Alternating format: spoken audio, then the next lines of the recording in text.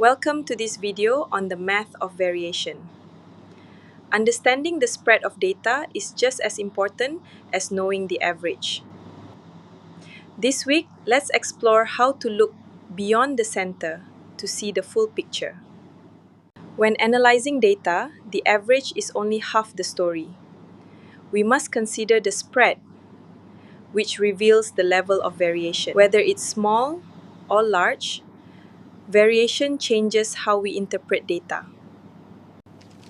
Consider these two teams. Both have an average of 180 centimeters, but their predictability is completely different.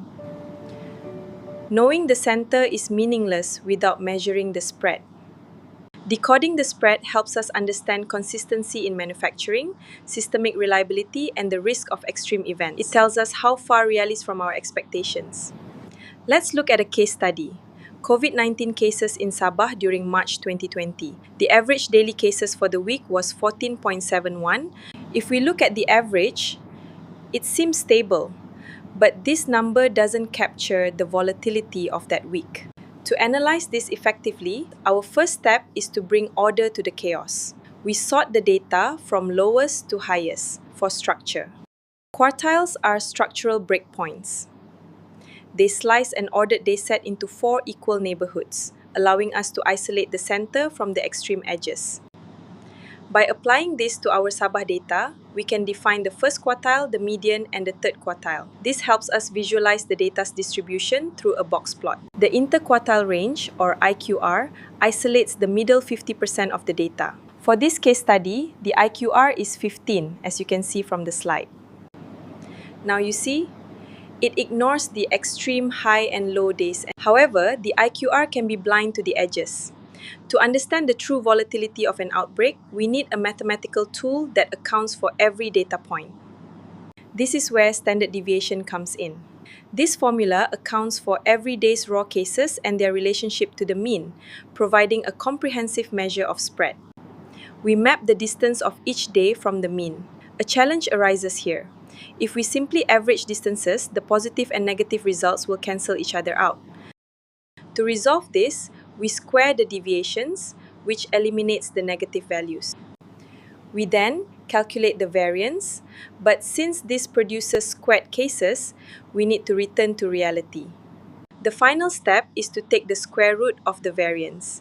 This gives us a standard deviation of 8.12 cases. This means that daily cases deviated from the average by about 8.12 per day, 6 per day. In summary, as you can see from the slide, use the IQR when you want to focus on typical behavior and ignore extremes data, and you may use standard deviation when every data point, including the anomalies, is critical to understanding risk. Moving on to the next slide, let's see the complete clinical picture here. Data is far more than just its average. By measuring variation, you move from being someone who merely reads numbers to a data detective, uncovering the truth behind the clinical picture. I have another example here. Let's see standard deviation in action with a sample dataset. After calculating the variance, we find the squared deviations and finally take the square root to find a standard deviation of 2.83. What does standard deviation 2.83 means? Standard deviation is a physical unit of measurement. It shows how values cluster around the mean. A smaller value indicates tight clustering, while a larger one signals wider scatter. Did you get this? When should you choose IQR versus standard deviation? Use IQR for skewed data or when you want to be resistant to outliers. Use standard deviation when you want to analyze overall spread in balanced distributions. Consistency is vital in the real world. Whether in finance, manufacturing, weather, or sports, knowing how data fluctuates helps us assess risk and reliability.